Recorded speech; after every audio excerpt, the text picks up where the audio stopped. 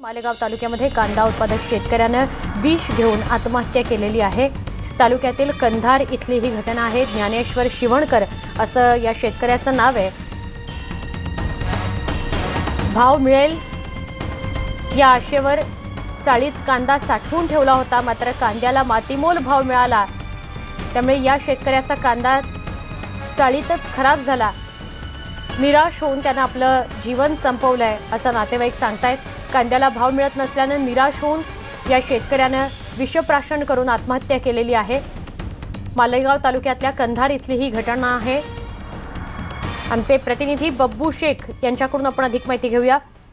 बब्बू, कांद्याला भाव मिळत नाहीये अशी ओरड गेल्या अनेक दिवसांपासून शेतकरी करतायत। वारंवार ते रस्त्यावर उतरलेले आहेत, आंदोलन करतायत, मात्र प्रशासन पातळीवर काहीच होताना दिसत नाही।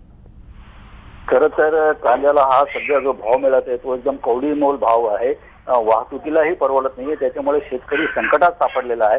या वर्षी कांद्याचा मोठ्या प्रमाणात पीक आलेला आहे आणि कांदा अशी होती का पुढे भाव वाढेल म्हणून अनेक शेतकऱ्यांनी आपल्या चाळीत कांदा साठवून ठेवलेला होता, मात्र भाव काही वाढले नाही, उलट रोज भाव कोसळत आहे आणि ज्या शेतकऱ्यांनी चाळीत कांदा साठवून ठेवलेला होता तो सडायला लागलेला आहे। असंच कांदा या ज्ञानेश्वर शिवणकरनेही आपल्या चाळीत साठवून ठेवलेला होता, मात्र भाव काही वाढले नाही, त्यांचा कांदा खराब झाला, कोंब फुटले, म्हणून अखेर या शेतकऱ्याने निराश होऊन त्याच कांद्यावर झोपून विष घेऊन आत्महत्या केल्याचा हा धक्कादायक प्रकार घडलेला आहे। दुर्दैवी घटना घडलेली।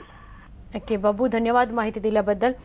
कांदा उत्पादक शेतकऱ्याची परिस्थिती लक्षात घेता सरकारने अनुदान तर जाहीर केलं, मात्र त्यानंतर सुद्धा एका शेतकऱ्याने, कांदा उत्पादक शेतकऱ्याने अशा प्रकारे चटका लावून जाणारी विषप्राशन करून आत्महत्या केलेली आहे।